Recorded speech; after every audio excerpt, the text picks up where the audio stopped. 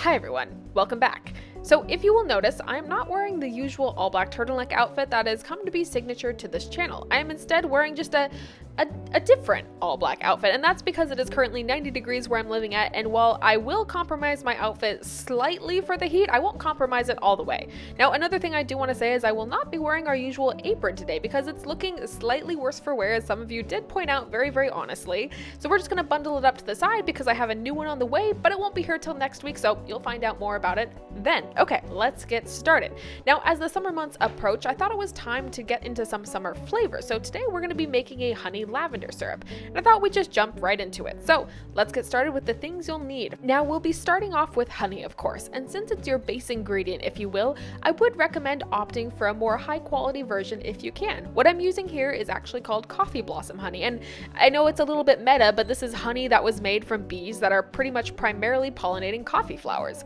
The next thing we'll be using is vanilla paste. You can use vanilla beans if you'd like, but they are outrageously expensive, and vanilla paste will do you just fine. Now, I suppose if you really wanted to, you could substitute this with vanilla extract, but personally, I just prefer the overall flavor of vanilla paste. And of course, moving on to our last ingredient, we have lavender. I'm using dried lavender here, and you can either purchase it dried like I did, or you can dry it yourself from fresh lavender.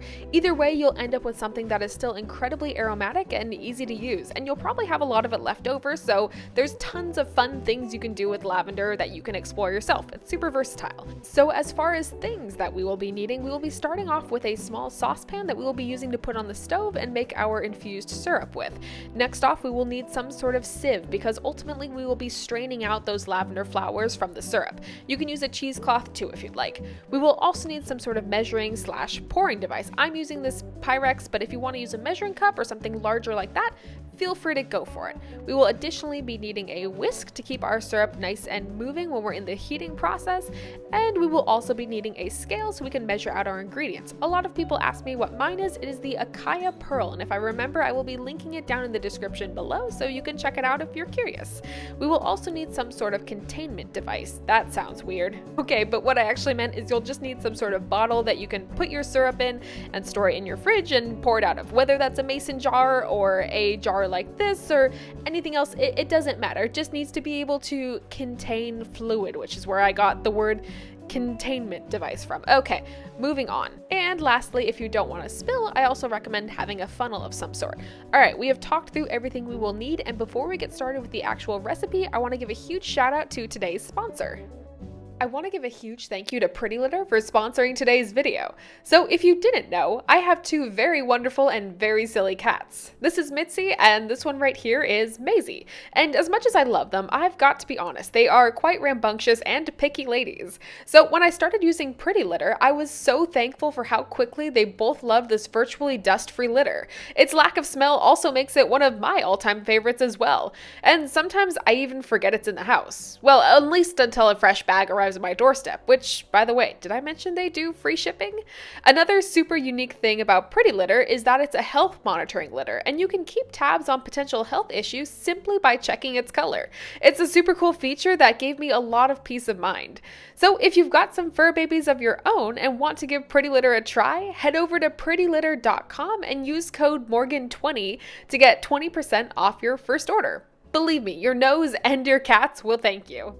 Okay, welcome back everyone. So I hope you got all your preliminary warm-ups and stretching out of the way because it is time to make our syrup. The first thing we're going to be doing is measuring out all of our ingredients, and I'm going to be starting with the lavender. I'm going to go in with about 20 grams of our dried lavender. I find this is a really nice amount for a small batch of syrup like the one we're going to be making today.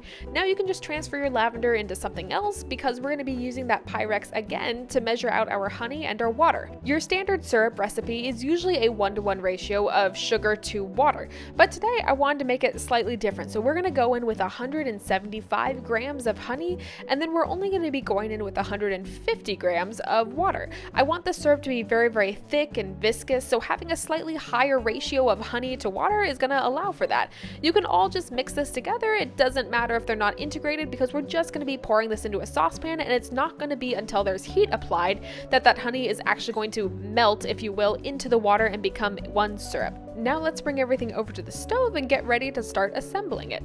The first thing you're going to want to do is turn your stovetop onto a medium-high heat.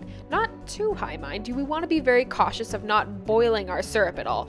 Both honey and lavender are very, very delicate and aromatic flavors, so any sort of burn or boil that happens can drastically alter them and turn them into sort of like a soapy, nasty flavor that you just don't want in your syrup with your coffee or anything else. Also, I'm not sure if you can see it here, but I did spill a little bit of water on the burner, and I guess I just decided to clean it up while the burner was on.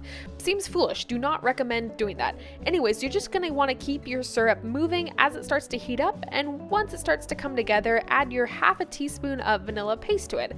Then just go back to whisking, being very careful not to let it burn or, boil or any of those things. And once you see it starting to froth just a little bit, and here, just give me a second. Sorry, I made this clip too long. 3, 2, 1. Okay, editing powers. Once it starts to froth like this, you're going to want to turn the heat off, and then you will be adding your 20 grams of dried lavender. After you've added your lavender, just make sure it's all fully stirred in, meaning all of it is nice and damp and saturated with your honey water syrup that you have going on right now. You don't want any dry bits sitting on top because then they won't impart that lovely lavender flavor into your syrup. After you've made sure that your lavender is all fully saturated, just bring it back to the counter because it's time to let it cool for roughly 30 minutes. This is the part that's going to take a while, so in the meantime, you can grab your cat if you want and let her see what you're up to. You can see if she's impressed. Spoiler alert, she is not. After that, you will have to delint yourself because you picked up your cat mid-filming. You can poke the syrup, you can look at the syrup, or you can just stand over it and stare at it for 30 minutes, and then with the power of editing, we are ready to strain it. All you're doing here is making sure you get all those large lavender flowers out so you're left with a very thick, smooth honey vanilla lavender syrup that you can then use for all your drinks. If you want to, you can press down on the flowers left over in the sieve to get any of that last goodness out, but besides that, you are all set to go. This is your final syrup, and it's time to transfer it into your storage container, containment unit, whatever I called it earlier. At this point, if you let it cool for the full 30 minutes, it should be pretty close to room temperature, so you're all good to put it in this glass container and either use it straight away or stick it in your fridge where it will last for about a week. Okay, so now that we've gone through all the time and effort it takes to make this syrup, let's talk about some things you can do with it, because you might want some inspiration and I'd love to show you the ways that I like to use it at home. First way I like to use this syrup is in an iced honey vanilla lavender latte. This is probably going to be the most popular way of using it, and arguably it is one of the most delicious. So we're going to be starting off with 3/4 of an ounce of our syrup. This is a little bit heavier on the syrup side, but because honey and lavender are such delicate flavors, you can afford it, and let's be honest, we all deserve just a little bit extra sweetness in our lives, especially nowadays. It's summer. Live a little. Then we're going to be topping it off with your milk of choice. You can use whatever you like. I find oat milk is especially delicious with this drink. And then we're going to be putting a double shot of espresso on top. Now, if you want to get extra fancy with it, you can use your long bar spoon and swirl it all together so you kind of get this ombre effect. Not too vigorously though, because you will get some spillage, and I know this is Morgan Spills Coffee, but really we've been doing a lot better than usual lately, so I'm trying to keep that streak going. Afterwards, you can add a little honey drizzle if you're feeling extra fancy, I suppose, and there you go. That's a honey vanilla lavender latte. It is a mouthful, but it is a delicious mouthful, and it's one of my favorites. Okay, moving on. Let's talk about our next drink. This is going to be a little bit simpler. This is easy. This is just something that'll spice up your daily coffee. We're going to get a massive chunk of whiskey ice because we are extra fancy today. We're going to get another 3/4 of an ounce of our syrup. We are going to just dump it in our glass, and then right on top of that, we are gonna, can you guess? No? Okay, I'll just tell you. We're going to pour a whole bunch of cold brew over top. Cold brew has this delicious, rich, thick, chocolatey flavor that is really, really nicely complemented with the deeper sweetness of honey. I think this is a wonderful kind of aromatic, floral take on cold brew, and it's a wonderful treat on a hot summer day. Again, I will take a sip of it just to test it and make sure I'm giving you a good recommendation, and yes, this is delicious, this is wonderful, and I hope you try it and like it just as much as I do. Okay, moving on to our last drink, which is a little something for all of you non-coffee drinkers out there. This is going to be a honey vanilla lavender Italian cream soda. So fill your cup up with glass and then top it up almost to the top with sparkling water of some sort. I'm using Topo Chico mineral water, but you can use whatever you have. I'm sure it will work just as well.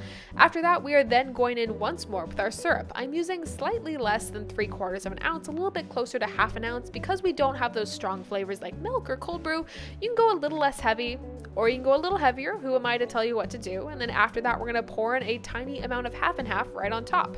This is gonna leave us with a wonderful, creamy and sweet and kind of spicy, because of the carbonation, drink. It is super, super tasty. It is light and refreshing, and it almost tastes like ice cream, if I'm being totally honest.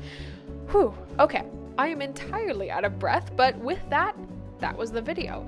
This is a simple syrup that you can make, no pun intended. It is tasty, delicious, goes in many different things, and I would love to know how you use it.